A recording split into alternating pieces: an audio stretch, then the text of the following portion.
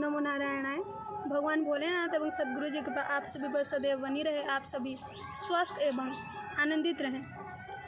गुरु शंकराचार्य जी के आश्रम में एक गिरि नामक शिष्य था तो वो अनपढ़, उसको पढ़ना लिखना कुछ भी नहीं आता था, पर बहुत ही मनोयोग से, बहुत ही सुंदर भाव से आश्रम की सेवा करता, अपने गुरु जी की सेवा करता। एक दिन की बात है, गुरु जी अर्थात शंकराचार्य जी अपने शिष्यों को उपदेश दे रहे थे।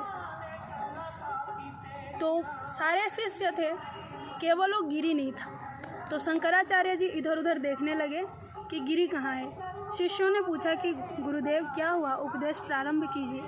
तो बोले, बच्चों गिरि नहीं दिख रहा, कहाँ है? तो वो लोग उपहास करते हुए बोलते हैं, वो कपड़ा धो रहा होगा नदी किनारे, वैसे भी तो उसको कुछ समझ में आता नहीं है, तो वो अनपढ़, कृपया आप उपदेश प्रारंभ करें। तो शंकराचार्य जी बोलते हैं, भले ही उसको कुछ नहीं आता, भले ही वो अनपढ़ है, लेकिन बहुत ही मनोयोग से वो उपदेश सुनता है, तो उसके आने के उपरांत ही उपदेश प्रारंभ होगा।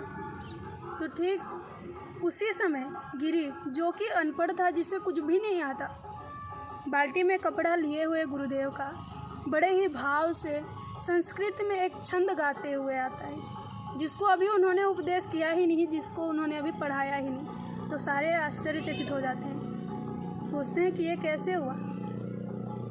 गुरुजी बोलते हैं, यही गुरु कृपा है। कोई भी शिष्य मूर्ख है या अनपढ़ है, ये मायने नहीं रखता, वो कितने मनोयोग से गुरु जी के उपदेशों का पालन कर रहा है, श्रवण कर रहा है, सेवा कर रहा है, उसके आंतरिक भाव क्या हैं, ये मायने रखता है। कोई भी पढ़ा लिखा ना हो, फिर भी अगर वो अपने गुरु के उपदेशों का मनोयोग से श्रद्धापूर्वक श्रवण करता है, तो आध्यात्मिक उपलब्धि के साथ साथ उसे सांसारिक उपलब्धि भी होती है और गुरु की भरपूर कृपा मिलती है। देखिए, गुरु की कृपा तो सदैव सभी के ऊपर निरंतर बरस ही रही है, किंतु कुछ लोग बोलते हैं कि हमें अनुभूति नहीं हो पा रही। तो मैं उन लोगों से ये बोलना चाहूँगी, अगर आप बरसात हो रही है और छतरी लगा के खड़े हैं, तो क्या आप उस बरसात में भीग पाओगे?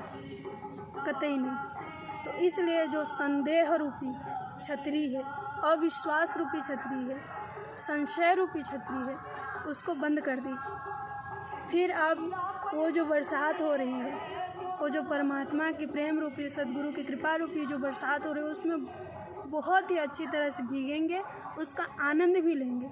इसलिए सदैव अपने गुरु जी के उपदेशों का पालन कीजिए, उनके आज्ञा का पालन कीजिए, सदैव उनके शरणागत रहिए और उनकी कृपा का अनुभव कीजिए।